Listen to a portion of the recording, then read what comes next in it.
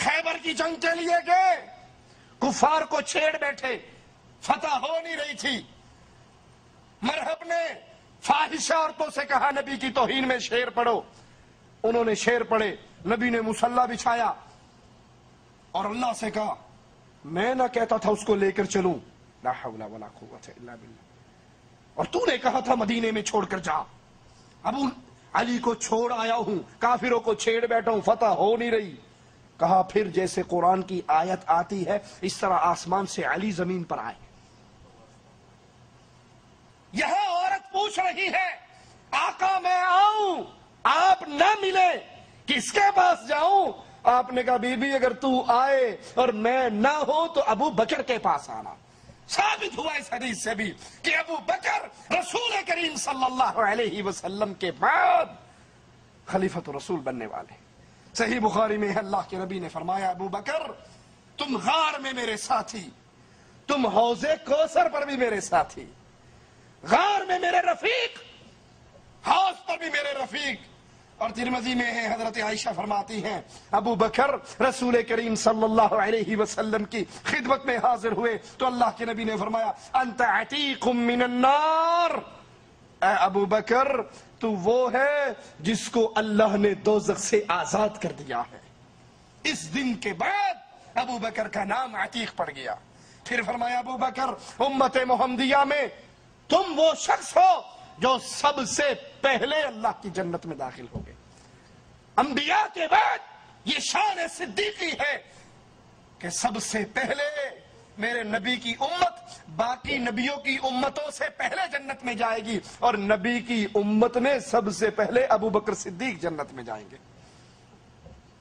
فاروق اعظم فرماتے ہیں ابو بکر ہم سب کے سردار، ہم سب سے بہتر، رسول اللہ کو ہم سب سے زیادہ پیارے۔ اور حضرت علی فرماتے ہیں ہم نیکی میں ابو بکر سے کبھی نہیں بڑھے۔ ربیع بن یونس کا قول ہے ابو بکر کی مثال سابقہ کتابوں میں بارش سے دی گئی، جہاں بارش پڑتی نفع بخش ہوتی۔ انبیاء سابقین کے اصحاب میں سے مجھے کوئی بھی ایسا نظر نہیں آیا جو ابو بکر کے برابر ہو۔ سابقہ تمام نبیوں کی امت میں کسی نبی کی امت میں کوئی شخص ابو بکر رضی اللہ عنہ ارضا جیسا نہیں۔ حضرت عمر فرماتے ہیں اگر اہل زمین کے ایمان کو تولا جائے، ایک پلڑے میں زمین والوں کے ایمان کو رکھا جائے انبیاء کے بعد، اور ایک پلڑے میں اکیلے ابو بکر کے ایمان کو رکھا جائے تو ابو بکر کے ایمان والا پلڑا بھاری رہے گا۔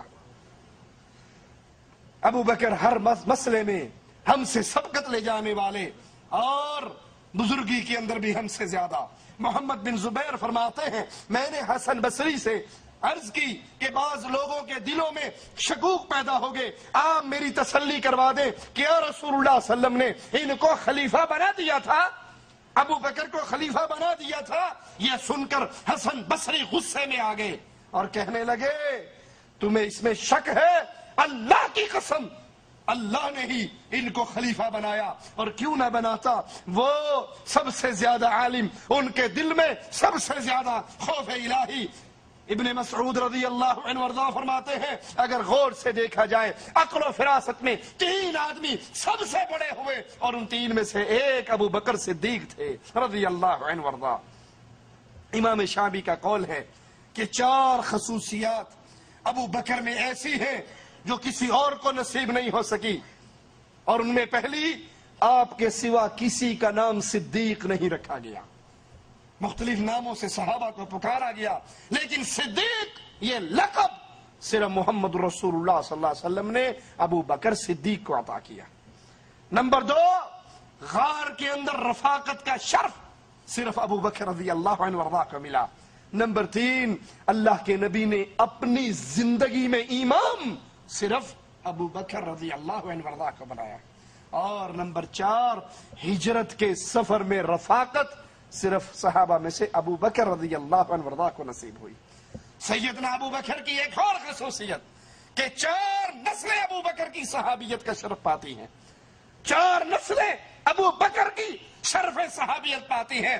ابو بکر خود صحابی، پھر آپ کے بابا ابو قحافہ فتح مکہ کے موقع پر مسلمان ہوئے صحابی، آپ کے بیٹے عبد الرحمن صحابی اور عبد الرحمن کے بیٹے عتیق صحابی، 4 نسلیں ابو بکر صدیق رضی اللہ عنہ وارضاہ کی صحابیت کا شرف پاتی ہیں۔ حسان بن ثابت رضی اللہ عنہ وارضاہ ابو بکر صدیق رضی اللہ عنہ وارضاہ کی شان میں چند اشعار پڑھتے ہیں جن کا ترجمہ کچھ یوں ہے: جب تم رنج و غم کے ساتھ کسی بھائی کا ذکر کرو تو ابو بکر کو یاد کرو جو ہم سے جدا ہو گئے، وہ نبی کریم صلی اللہ علیہ وسلم کے بعد بہترین خلق، پوری مخلوق میں نبی کے بعد سب سے افضل، سب سے زیادہ متقی اور عادل تھے، اپنے فرائض کو سب سے زیادہ پورا کرنے والے وہی ہیں جن کو قرآن نے ثانی اثنین کہا اور ان کی حاضری غار کی تعریف کی، وہی ہیں جنہوں نے سب سے پہلے تصدیق رسالت کی۔ سب جانتے ہیں کہ ابو بکر رسول کریم صلی اللہ علیہ وسلم کو پیارے تھے، وہ بہترین خلق تھے، نبی کریم ان کے برابر کسی اور کا درجہ نہ سمجھتے تھے۔ اور یاد رکھیے آخری بات، ابو بکر صدیق رضی اللہ عنہ وارضاہ کی خلافت پھولوں کی سیج نہیں تھی بلکہ کانٹوں کا بستر تھا۔ اس کو آرام دہ بنانے کے لیے ایک ایک کانٹا چننا ضروری تھا، اور ابو بکر صدیق کو اللہ نے یہ مقام عطا کیا کہ انتہائی مختصر دور کے اندر، انتہائی قلیل ایام میں ابو بکر صدیق رضی اللہ عنہ وارضاہ نے تمام فتنوں کے سر کو کاٹ ڈالا۔ وہ مرتدین کا فتنہ ہو، وہ نبوت کے جھوٹے دعوے دار ہو، وہ زکوٰۃ کا انکار کرنے والے ہو، ان سب فتنوں کا ابو بکر صدیق نے مٹا دیا، اور مسلمانوں کے لیے پھر فتوحات کے دروازے کھلے جو حضرت عمر رضی اللہ عنہ وارضاہ کے لیے اور آسان ہوئے، اور اس طرح مسلمانوں کی یہ حکومت پھیلتی رہی اور لا الہ الا اللہ کا پرچم آگے سے آگے پھیلتا رہا۔ اللہ سے دعا ہے اللہ ہمیں نبی کریم صلی اللہ علیہ وسلم کے صحابہ سے محبت کی توفیق عطا فرمائے، اللہ ہمیں زندہ رکھے، صحابہ کی محبت میں رکھے، موت دے تو اس حال میں دے، اللہ ہم سے راضی ہو، ہم اپنے اللہ سے راضی ہو۔ اقول قولی ھذا واستغفر اللہ لی ولکم ولسائر المسلمین فاستغفروه انه هو الغفور الرحیم۔